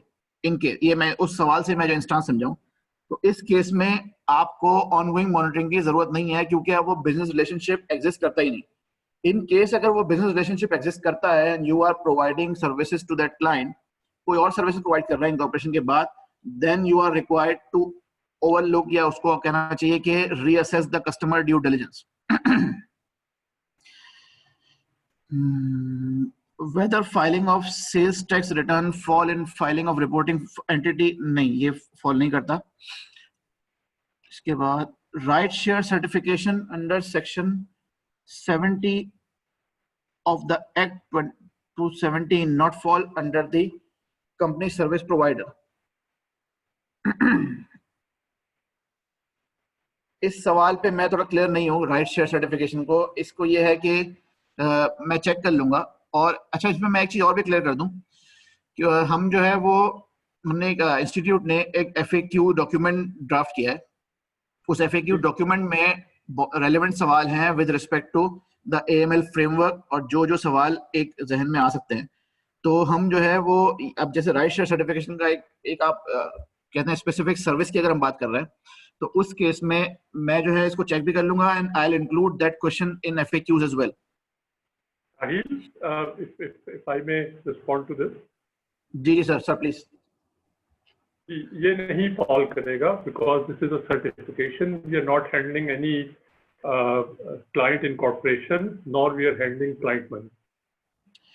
Okay sir, thank you sir. अच्छा, तो राइट शेयर सर्टिफिकेशन जो है that will not fall under the reporting entity. Next question, whether correspondence address given by the firm before the effective date of regulation will fall under this regulation. देखिए, जो transition provisions हैं AML framework के, according to those provisions, वो existing client जो आपके साथ business relationship में है एज ऑन March 5, 2020, उन क्लाइंट्स पर भी provisions of anti money laundering framework जो है हमारा ICAP के, वो अप्लाई करेंगे इसी तरह जिस तरह आप न्यू क्लाइंट की बात करते हैं. तो जहां तक ये सवाल था, तो इस सवाल के केस में भी उन क्लाइंट्स पे भी अप्लाई होगा जो कि आपके साथ बिजनेस रिलेशनशिप एस्टेब्लिश कर चुके हैं before the implementation of the AML framework.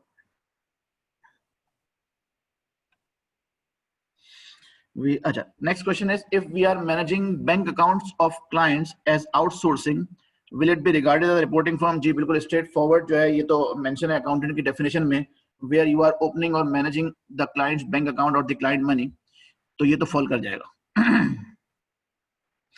If a firm is only providing a specific service like deputing staff at client premises who are recording and entering data in the system like only for sale or purchase, that नहीं.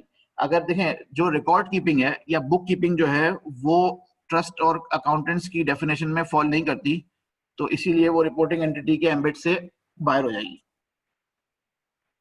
When would we made available a register of beneficial owner, maybe through SCCP, so that CDC? जी सर. Sorry, if I may, इसको थोड़ा जी sir please. further clarify कर दूं. Question है अगर we are like kind of taken over the operation, अगर हमने उनकी कोई मैनेजमेंट हम संभाल रहे हैं तो वो फिर एक डिफरेंट एस्पेक्ट हो जाएगा. However, अगर हमने उनको कुछ सिंपली बुक कीपिंग के किसी सर्विस के लिए असिस्ट कर रहे हैं तो वो एक डिफरेंट है. तो वो डिपेंड करेगा the specific terms of the engagement. So जो broadly what you have answered right, but it also depends upon the specific term. Right sir, right sir. अच्छा तो फरूक साहब के थोड़ा सा डिस्ट्रक्शन था ड्यू टू टेक्नोलॉजी, तो मैं फरूक साहब की बात जो है वो रिपीट कर देता हूँ अटेंडीज के लिए. बेसिक बुक कीपिंग जो सर्विसेज हैं वो फॉल नहीं करेंगी in the reporting firm ambit. However as per the nature of the assignment, जो आपके जो नेचर ऑफ द एंगेजमेंट है, अगर उसमें जो है वो रिपोर्टिंग के साथ साथ उसकी मैनेजमेंट का एस्पेक्ट भी है, then that will fall under the reporting firm और वो उनपे जो है वो AML फ्रेमवर्क जो है वो अप्लाई होगा. When we would be made available a register of beneficial owners, so that देखिए अभी SCCP की तरफ से तो बेनिफिशियल ओनरशिप का कोई डेटाबेस मौजूद नहीं है, इवन वर्ल्ड वाइड भी एज सच कोई अवेलेबिलिटी नहीं है.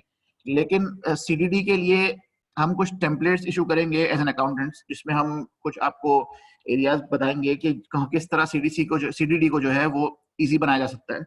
उसमें एक जो पॉइंट ये है कि SCCP का जो सर्कुलर है जो कंपनीज पे जो है वो एप्लीकेबल है, जिसमें कंपनीज के लिए मैंडेटरी है कि वो बेनिफिशियल ओनरशिप का रजिस्टर मेंटेन करेंगी विद देम. तो at the time of onboarding जो आप CDD करेंगे, जो कस्टमर ड्यू डिलिजेंस करेंगे, तो you can ask for that register कि आप जो है ना वो कंपनी से वो रजिस्टर भी मांग सकते हैं, as it is obligatory to the companies to maintain that register. अच्छा, नेक्स्ट सवाल. What is the requirement in case the firm is providing accountancy services to client outside Pakistan? देखिए अगर अकाउंटिंग की सर्विसेज में फॉल कर रही है तो रिपोर्टिंग एंटिटी में तो फॉल कर गई हो. सेकेंडली आउटसाइड पाकिस्तान है, it means non face to face transaction है. तो non face to face transaction का जब आपने रिस्क असेसमेंट किया तो रिस्क असेसमेंट के लिए के साथ जो है वो non face to face transaction जो है वो हाई रिस्क में क्लासीफाई हो गई. आउटसाइड पाकिस्तान हो या क्लाइंट या इन पाकिस्तान हो, रिस्क असेसमेंट की बेसिस पर AML फ्रेमवर्क की प्रोविजंस जो है वो सेम ही रहेंगे. इन केस अगर वो आउटसाइड पाकिस्तान है और वो इवन उन जुरिस्डिक्शन में फॉल कर रही है जो हाई रिस्क जुरिस्डिक्शन है, तो you have to apply enhanced due diligence for that client. However outside और इनसाइड दोनों के लिए AML फ्रेमवर्क सेम रहेगा. Can you please repeat your answer for exclusive taxation services provided? Exclusive taxation services. अच्छा, मैंने ये कहा था कि एक्सटर्नल ऑडिट की सर्विसेज या जो टैक्स कंसल्टेंसी की सर्विसेज है वो अकाउंटेंसी डेफिनेशन में या trust and company service provider की डेफिनेशन में फॉल नहीं करती. That was my answer also.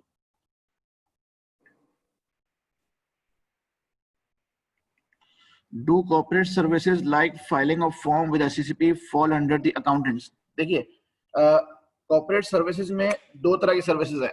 या अगर आप इनकॉर्पोरेशन के लिए उनके फॉर्म सबमिट कर रहे हैं, स्टैट्यूटरी फॉर्म जो है, उस केसेस में वो फॉल कर जाएगा in trust and company service provider में, क्योंकि आप फॉर्मेशन ऑफ कंपनी पे उसको असिस्टेंस दे रहे हैं. ठीक है. इन केसेस जहां पे कंपनी फॉर्म हो चुकी है and you are just filing the statutory return जो कि फॉर्म A या फॉर्म 29 है, उन केसेस में ये एप्लीकेबल नहीं होगी ये डेफिनेशन. अच्छा, for example, if the firm is maintaining payroll, calculation and processing, but all signatories on bank transaction authorization is rest with client. देखिए यहाँ पर definition है वो मैनेजिंग की बात कर रहा है, वो अथॉरिटी की यहाँ बात नहीं कर रहा. तो when you are managing the client money, you fall under the category of the accountant. और जब अकाउंटेंट की कैटेगरी में फॉल करेंगे तो you will be classified as a reporting firm. थोड़ा सा राहिल इसको मैं अगर if allowed तो can I explain? Ji please. Sure.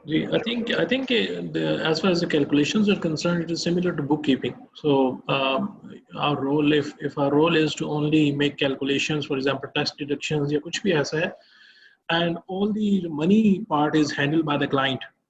So in that case, ये accountants की definition में क्योंकि वो मेरे ख्याल में fall नहीं करेगी. However, where we are also engaged, involved in disbursing या as a signatory, या the funds are being managed through us. Either through our account or through the account of the company, then in that case, it would fall under the definition of accountant. Thank you, Suhail. वही बात जो initially Farooq साहब ने कही थी कि it will depend on the nature of the engagement with the client. कि अगर client के साथ सिर्फ book keeping का engagement है, तो उस केस में तो वो definition में fall नहीं करेगी, लेकिन book keeping के साथ उसकी management भी है, then it will fall under the definition. If we provide only office address for correspondence only and not for any other purpose, ये point जो है ये clearly mention है कि providing an address for the correspondence or administrative address, तो ये fall कर जाएगा trust and company service provider की definition में, and consequently वो firm जो है वो reporting firm में classify हो जाएगी. In form B, information related to firm revenue cover overall revenue from all services or only services under the AML framework. Suhail Saab, if you can answer this, the question is information in form B is related, which is related to the firm overall revenue.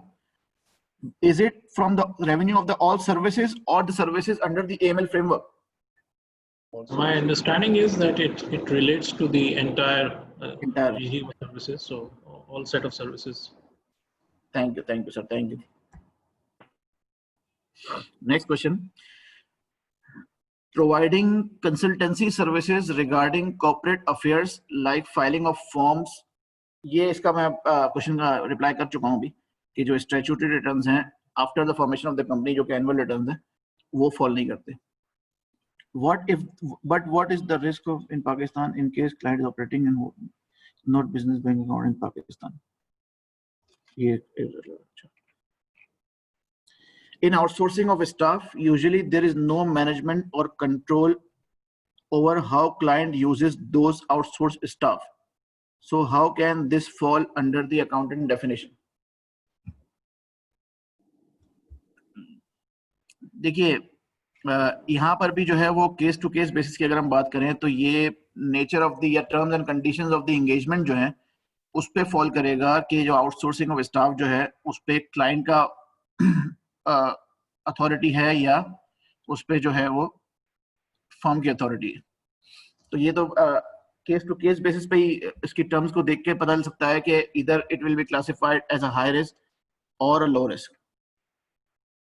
थोड़ा सा इसमें अगर मैं add कर दूं कि I think कि besides the control of जो भी है किसके पास है, the important part would be कि वो क्या काम कर रहे हैं. So if their role is, अगर फॉर एग्जांपल क्लाइंट भी कंट्रोल करता है और उनसे जो भी है डेली रूटीन में काम करवाता है and that is in the nature of bookkeeping और anything like that, so that would not fall under the definition of accountant. However, where the staff is engaged, whether through any controlled by us or by the client, but engaged for the purpose of managing the accounts or securities or cash or assets, then that would become that service would become under the accountant or fall under the accountant service. So again, depends on the arrangement on the case to case basis. Thank you, Suhail. Thank you. The next question. मैं क्योंकि ये एक दो दफा question आ गया हुआ है, जी, just to be very clear on this, वो मैं बता दूं। जो डेफिनेशन ऑफ अकाउंटेंट है, उसके अंदर जब हम देखेंगे तो उसके अंदर ABCDEF 5 स्पेसिफिक सिचुएशंस दी हुई हैं। तो यहाँ जो हम जिस रेफरेंस से बात कर रहे हैं वो F की जो सिचुएशन है, जिसके अंदर क्रिएशन, ऑपरेशन और मैनेजमेंट ऑफ लीगल पर्सन और अरेंजमेंट। तो अगर ये इस डेफिनेशन को सामने रख के अगर इस पर्टिकुलर क्लॉज के अंदर आपका वो पर्टिकुलर अरेंजमेंट फॉल करेगा तो वो अकाउंटेंट की डेफिनेशन हो जाएगी, अदरवाइज नहीं होगी। तो for reference purposes specifically accountant की डेफिनेशन का F जो है वो देखिए। Thank you, sir. Thank you. Moving towards the next question. My question is for Abdul Hussain Basrai sir. Sir, please explain whether AML applicable to a firm only providing services to individual or AOPs and not to corporates.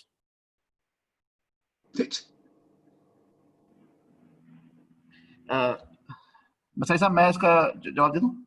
बिल्कुल दे दे, वो तो straight they, please go ahead and give it. अच्छा sir, देखिए firms जो हैं, अब हम जब क्लाइंट्स की बात करते हैं तो the clients can be an individual, can be a corporate, can be AOP, trust, NGO, कुछ भी हो सकता है। ऐसा क्लासिफिकेशन ना तो FATF के रिकमेंडेशन में है और ना ही हमारे AML फ्रेमवर्क में है कि वो फर्म जो इंडिविजुअल को सर्विसेज देंगी वो फॉल नहीं करेंगी, या वो फर्म जो कॉर्पोरेट को देंगी वो फॉल। इवन फर्म जो है वो क्लाइंटल की कैटेगरी बेस पे जो है वो उसकी एप्लीकेबिलिटी नहीं है, उनकी सर्विस प्रोविजन की बेस पे एप्लीकेबिलिटी है। तो क्लाइंट की जो चाहे कोई भी कैटेगरी का क्लाइंट है, in case you are providing the services of the accountants और the trust and company service provider, you fall under the reporting category. Either your clients are individual or a company or AOP. Sir, इसमें राइल, but your reply is correct.